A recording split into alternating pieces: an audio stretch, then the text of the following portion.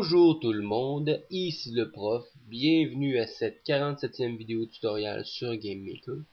Et aujourd'hui, nous allons créer quelque chose qui fait assez longtemps que j'ai le goût de créer, et c'est une plateforme mobile. Une plateforme qui va aller de haut en bas et de bas en haut. Tout d'abord, il faut débuter par la création d'un sprite. Celui-ci, je l'ai pris dans le deuxième stage, ce qu'on avait fait auparavant, et vous avez déjà le lien sur mon site www.secondaire.com pour pouvoir télécharger cette feuille contenant, bien sûr, les sprites du deuxième niveau. Ce que je vais faire surtout, c'est de prendre un petit bout du pont qu'on voit en ce moment ici, afin d'en créer simplement un objet que nous allons y donner plusieurs petites fonctions par la suite pour nous permettre, bien sûr, de marcher dessus. Parce que c'est quand même pas évident de réussir à faire ça. Vous savez, hein, je fonctionne pas encore avec des codes GML.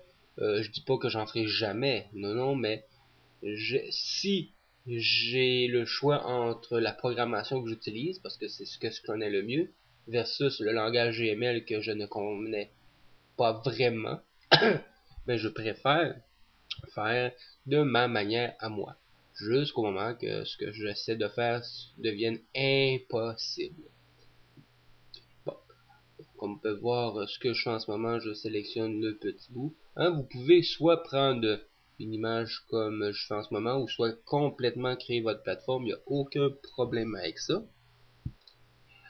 Étant donné que moi je trouvais que ça allait plus vite pour la vidéo de prendre immédiatement la plateforme directement dans une feuille de sprite. Et habituellement le résultat visuel est plus intéressant. Bon, autre chose qu'il faut faire par la suite, c'est de créer deux petits sprites qui vont nous servir de bloc de collision avec la plateforme afin de permettre à celle-ci de remonter et de redescendre. Bien sûr, ça va être important, je vous le dis immédiatement parce que je veux le faire, mais je le fais pas. C'est qu'à un moment donné, l'objet, il faut le rendre invisible à l'œil, pas invisible dans la room, il va apparaître dans la room quand on va travailler dedans, mais quand on va faire fonctionner le jeu, on le verra pas, parce que sinon, esthétiquement, c'est bizarre.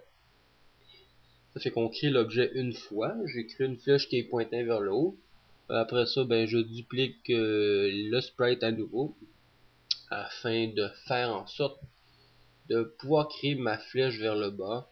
Il y a simplement à faire une petite transformation d'image en le faisant pivoter de 90 degrés, comme vous avez pu voir. Quelque chose d'assez simple.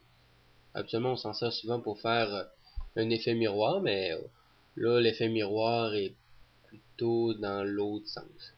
Ben, je l'ai sûrement fait tourner, mais on pouvait faire un effet miroir aussi de manière verticale au lieu d'horizontale.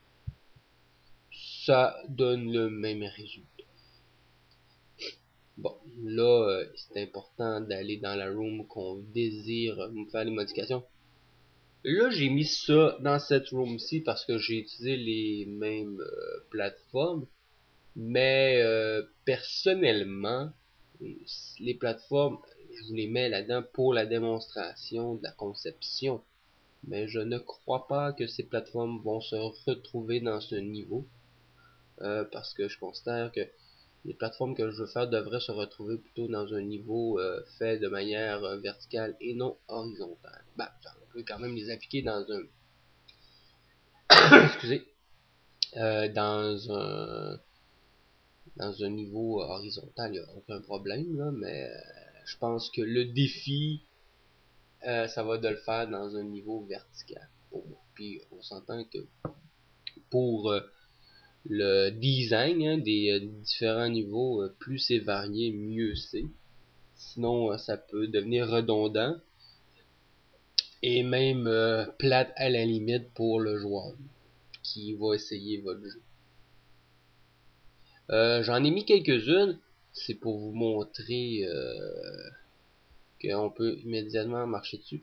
Je sais pas, j'ai pas vu, si j'ai peut-être passé une petite information, mais étant donné qu'on est capable de marcher dessus en ce moment, c'est peut-être parce que j'ai mis la fonction parent. Parent, ça veut dire on se base sur un certain objet pour permettre d'avoir les mêmes. Oui, je le vois ici. Parent, vous le voyez ici, là, parent, c'est marqué sol. Ben, ça, on sait que le bloc sol, qu'est-ce qu'il fait en tant que tel en rapport à Simon Belmont comme fonction. Ben, on peut demander que ces fonctions soient rapportées à cet objet-là. Ça peut être très très utile. Ça m'évite de rajouter des petits blocs verts par-dessus l'image, parce que ou par-dessus l'objet plutôt. Ça fait que ça crée immédiatement la fonction du bloc. Ça peut être très très utile, surtout quand on sait que différents objets qui ont à peu près les mêmes fonctions. Sauf qu'on peut seulement mettre un parent à fin de compte. Mais c'est pas obligatoire de le faire, mais ça peut vous sauver du temps si vous utilisez cette fonction-là. Mais des fois, il faut faire attention aussi en rapport à cette fonction parent, parce qu'il y a des choses qu'on a inclus dans l'objet. On va prendre l'exemple de sol, qu'on veut pas automatiquement que ça se retrouve dans les nouvelles plateformes mobiles. Mais ça va être avec des essais et des erreurs, vous verrez bien. Là, je viens d'appliquer mes deux blocs qui vont faire en sorte qu'ils vont rentrer en collision avec ma future plateforme mobile. Hein, je l'appelle mobile parce que elle est pas statique, elle va bouger. Maintenant, j'entre dans ma plateforme et je lui donne la fonction de déplacement. Vous avez peut-être remarqué, j'ai mis deux choix, soit en haut, soit en bas. L'avantage de faire ça, c'est que ça va, dans un certain sens, permettre à la plateforme de choisir en partant si ça désire aller vers le haut ou vers le bas. C'est un peu une question de hasard. Je ne sais pas si systématiquement il y a un pourcentage, mais ça laisse le choix.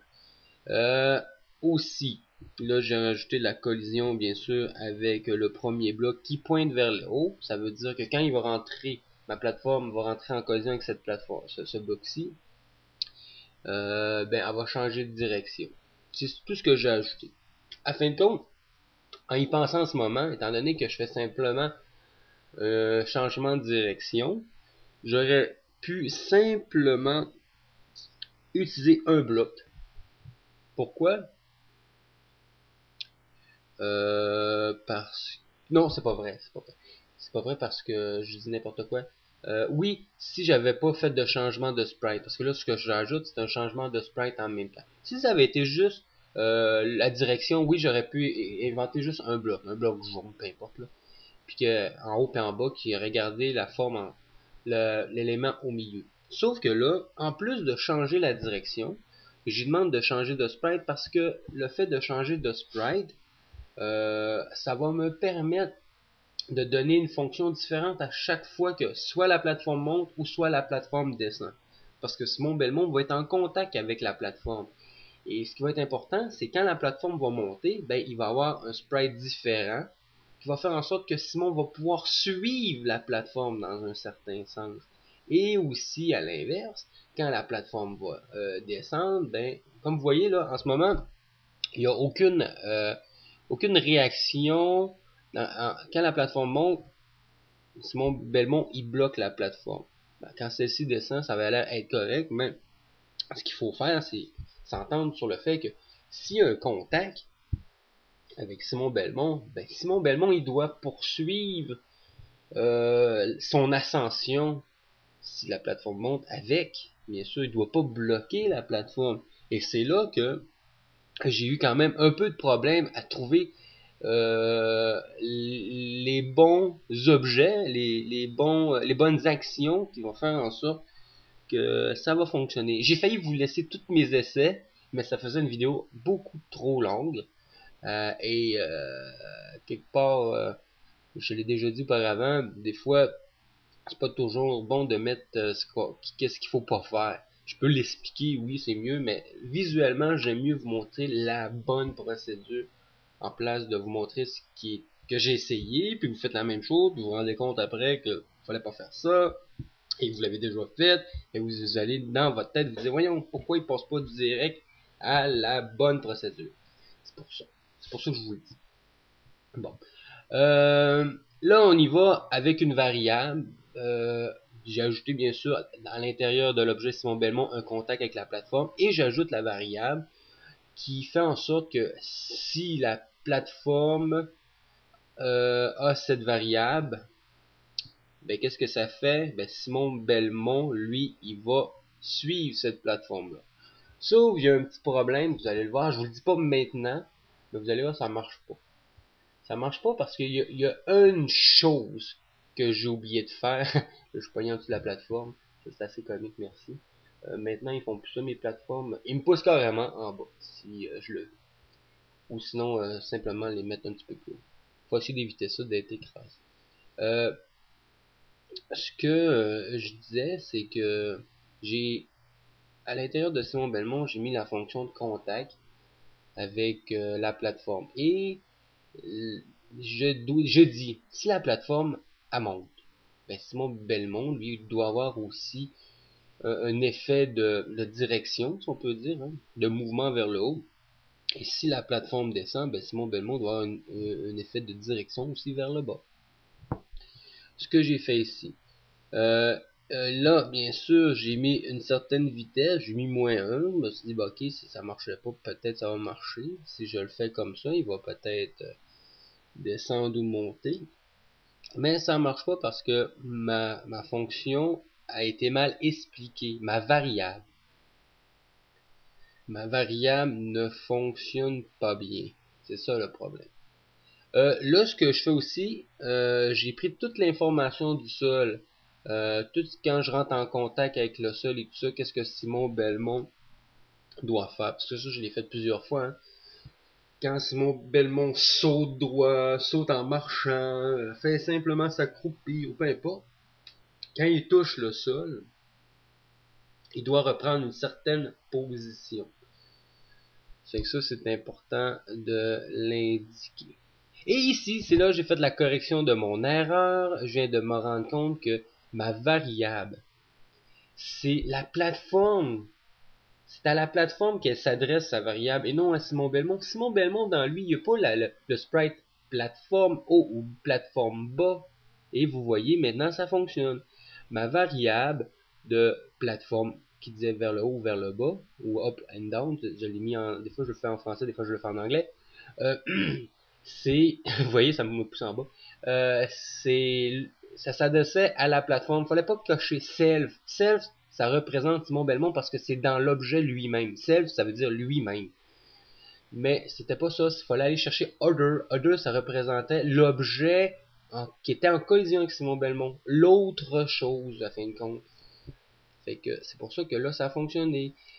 Là, Simon Belmont demandait un questionnement. Est-ce si la plateforme a cette représentée par ce sprite, est-ce que ça va fonctionner? Eh bien oui.